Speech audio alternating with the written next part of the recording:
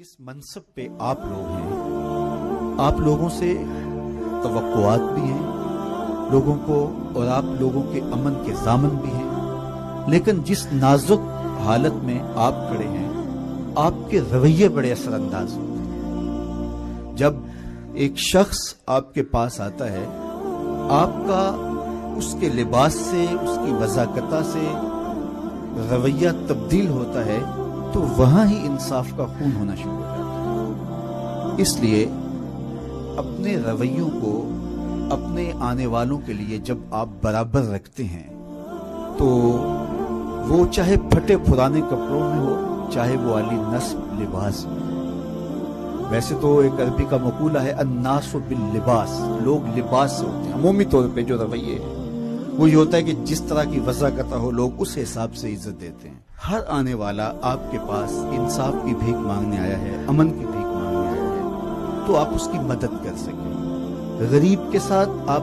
زیادہ نرم رویے سے پیش آئیں گے تو اللہ کی اور رضا آپ کو نصیب ہوگی۔ میرے حضور کا رویہ ان لوگوں کے لیے جن کو کوئی پوچھتا نہیں تھا اتنا خوبصورت تھا کہ ایک خاتون آئی اور وہ مسجد نبوی کے دروازے پہ کھڑے ہو کے حضور کو ہاتھ سے اشارہ کرتے، تو آقا کریم علیہ السلام مصلی سے اٹھ کے اس کی بات سننے کے لیے جاتے۔ تو اس نے کہا میں نے آپ سے کوئی باتیں کرنی، فرمایا کیجئے۔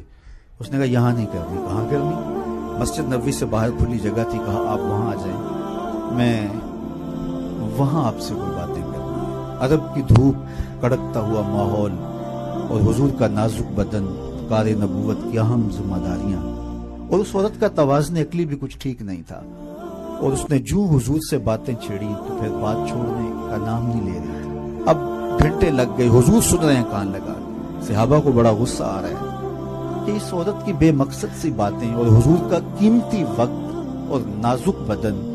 خیر جب خود وہ اپنی باتیں مکمل کر کے جانے لگی تو غالباً حضرت عمر نے کہا حضور اس کا توازن عقلی ٹھیک نہیں ہے، اور لوگ اس کو دیکھ کے راستہ بدل لیتے ہیں، جس سے باتیں چھیڑتی ہے پھر جان نہیں چھوڑتی۔ آپ کا وقت قیمتی اور بدن نازک، اور کار نبوت کی اہم ذمہ داریاں، اور اتنی دیر اس نے آپ کو کھڑا کیے رکھا، آپ ایسی ویسی عورتوں کی باتیں کیوں سنتے ہیں؟ اس کی تو کوئی بات نہیں سنتا۔ تو حضور نے فرمایا عمر پورے مدینے میں اس کی کوئی نہیں سنتا، میں بھی نہ سنوں۔ اور اس بڑھیا کو آواز دے کے کہا بڑھیا جب ٹکڑے زیادہ ہو جائیں جہاں مرضی کھڑا کر کے محمد کو اپنی باتیں سنا لیں۔ تو رویوں کی خوبصورتی آدھا دکھ ختم کر دیتے ہیں، اور ہم تو یہ پولیس کا امتیازی نشان سمجھتے ہیں کہ مجرم سے ہماری نفرت نہیں ہے، ہماری نفرت جرم سے ہے۔ تو مجرم کی اصلاح کی آخری حد تک کوشش اور اس کے ساتھ ہمدردی کا ایک جذبہ اس اعتبار سے کہ اس کبھی جرم سے بچ جائے۔ اللہ کے محبوب علیہ السلام کے پاس جب مائز ابن مالک آئے تو اس نے بہت بڑا جرم کیا تھا، تو حضور علیہ السلام نے انہیں 2-3 مرتبہ ٹالا، لیکن وہ بار بار خود اقرار کر رہے تھے۔ تو حضور نے فرمایا ٹھیک ہے ان کو لے جاؤ اور سنگسار کر دو۔ اور جب ان کو سنگسار کیا جا رہا تھا تو حضور علیہ السلام مسجد نبوی میں کبھی کھڑے ہو جاتے کبھی بیٹھ جاتے۔ تو کسی نے کہا حضور خود ہی تو آپ نے حکم دیا ہے اور خود ہی رو رہے ہیں، چشمان اقدس میں آنسو ہیں۔ تو میرے حضور نے فرمایا وہ میرا عدل ہے، یہ میری محبت ہے۔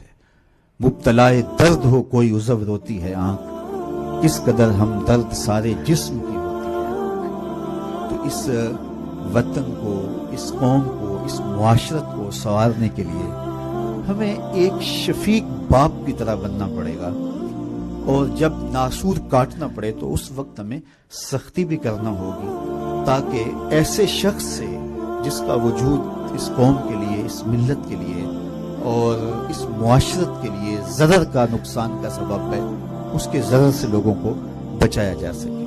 لیکن اس شخص کی طرح جو نشتر مارتا ہے لیکن اس کا مقصد فاسد مادہ جات نکالنا ہے، نہ کہ مریض کے ساتھ ڈاکٹر کو کوئی دشمنی اور کوئی بہن۔ اس منصب پہ آپ لوگ ہیں، آپ لوگوں سے توقعات بھی ہیں لوگوں کو، اور آپ لوگوں کے امن کے ضامن بھی ہیں، لیکن جس نازک حالت میں آپ کھڑے ہیں آپ کے رویے بڑے اثر انداز ہوتے ہیں۔ جب ایک شخص آپ کے پاس آتا ہے، آپ کا اس کے لباس سے، اس کی وضاقتہ سے رویہ تبدیل ہوتا ہے تو وہاں ہی انصاف کا خون ہونا شروع ہو جاتا ہے۔ اس لیے اپنے رویوں کو اپنے آنے والوں کے لیے جب آپ برابر رکھتے ہیں تو وہ چاہے پھٹے پرانے کپڑوں میں ہو، چاہے وہ عالی نصب لباس میں۔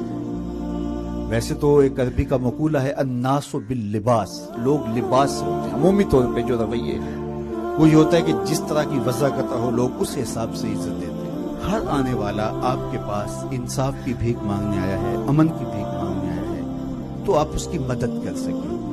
غریب کے ساتھ آپ زیادہ نرم رویے سے پیش آئیں گے تو اللہ کی